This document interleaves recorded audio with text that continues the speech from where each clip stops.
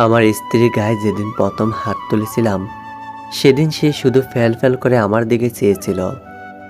থাপ্পড়ের bag এমন ছিল যে তার ঠোঁটের কোণে রক্তের বিন্দু জমে গেছিল। নিঃশব্দে চোখ থেকে পানি ঝরছিল তার। কোনো প্রতিবাদ সে করেনি। আমি কিন্তু তার চোখের পানি দেখে গলে যায়নি, বরং আরো কঠোর হয়েছিলাম। তারপর থেকে দেখলাম আমার সমস্ত কাজকর্ম বেশ গুছিয়ে করত। কোনো কাজের আর ঝামেলা ছিল না। তখন বুঝেছিলাম নারী জাতিকে মাথাতে নয়, পায়ের তলায় রাখতে হয়। বেশি আলগা দরদ দেখালে বিগড়ে যায় এরা। তাই তাকে কন্ট্রোলে রাখার জন্য পান থেকে চুন খসলেই মারতাম। এক সময় দেখলাম আমার স্ত্রী আগের মতো আর চঞ্চল নেই। প্রয়োজন ছাড়া কথা বলে না, কোনো আবেগ আর দেখায় না, যা বলি বিনা বাক্যে করে দেয়।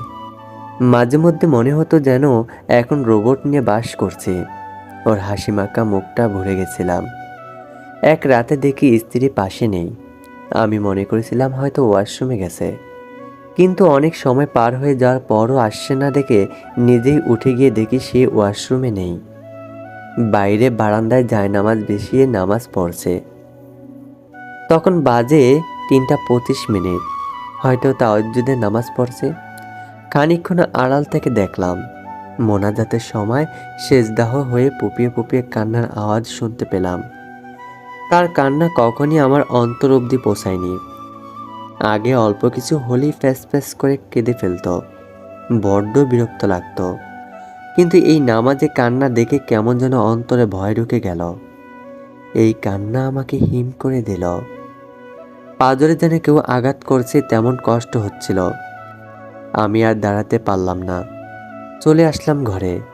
শুধু মাথার ভেতর কাজ করছিল আল্লাহর কাছে সে কি এমন চাচ্ছিল যে এমন ফুফিয়ে ফুফিয়ে কাঁদছে সে। পরের দিন সন্ধ্যায় দেখলাম আমার স্ত্রী বারান্দায় বসে আকাশের দিকে তাকিয়ে আছে। আমি চুপচাপ তার পাশে গিয়ে বসলাম। আমাকে বসা দেখে সে উঠে চলে যেতে নিলে আমি তাকে বলি, কোথায় যাচ্ছ? সে ভীতু চোখে বলে, এই সময় তো চা খাও, আমি এখনই চা করে আনছি। আরে চা লাগবে না এখন, তুমি আমার পাশে বসো একটু। আমার কথা সে কিছুক্ষণ বোকার মতো চেয়ে রইল। তারপর বাধ্য মেয়ের মতো আমার পাশে খানিকটা দূরত্ব বজায় রেখে বসে পড়ল। আমি ওর দিকে তাকিয়ে নরম সুরে বললাম, তোমার কি কোনো অভিযোগ আছে আমার প্রতি? এমন প্রশ্ন করাতে সে আমার চোখের দিকে তাকিয়ে থাকলো কিছুক্ষণ। হয়তো বুঝতে চেষ্টা করেছে কেন এমন প্রশ্ন হঠাৎ করছি। অন্যদিকে তাকিয়ে সে শান্ত স্বরে বলল, অভিযোগ আমার আর কোনো মানুষের কাছে বলি না। যা অভিযোগ তার সব আল্লাহর কাছে পেশ করি। কারণ কিছু ঠিক করে দেওয়ার হলে তিনিই দিবেন, আর না ঠিক করার হলে বদলে দিবেন। সব কিছু তার হাতেই। তাই কারো প্রতি আমার অভিযোগ, রাগ, ক্ষোভ কিছুই নেই। তাহলে কাল রাতে নামাজে এমন কি প্রার্থনা করছিলে যে কাঁদছিলে তুমি?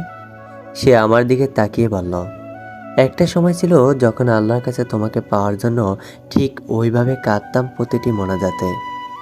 এখনো ঠিক সেইভাবেই আল্লাহর কাছে চাই তোমার কাছ থেকে মুক্তি পেতে। আমার স্ত্রী এই কথাটা সেদিন আমার কলিজায় সেট করেছিল। একটা শুকনো ব্যথা অনুভব করছিলাম। আমার কাছে মনে হচ্ছিল এর থেকে বেদনাদায়ক কথা এই পৃথিবীতে আমার জন্য একটুও নেই। আমার স্ত্রীর চোখের কোণে তখন পানি ছিল। আমি বুঝেছিলাম নারীকে কঠোর হয়ে কখনো আয়ত্তে রাখা যায় না। মেয়ে মানুষ আল্লাহর কাছে অত্যন্ত প্রিয় এবং দামি। তাই পুরুষের কাছে সে দাসী নয়, ভালোবাসার সম্মান, ধৈর্য, যত্ন দিয়ে নারীকে যেভাবে ইচ্ছে চালনা করা যায়। অবহেলা, অসম্মান, অযত্ন দিয়ে যেমন কিছু হাসিল করা যায় না, তেমন একজন রক্তে মাংসে গড়া মানুষকে আয়ত্তে রাখা যায় না।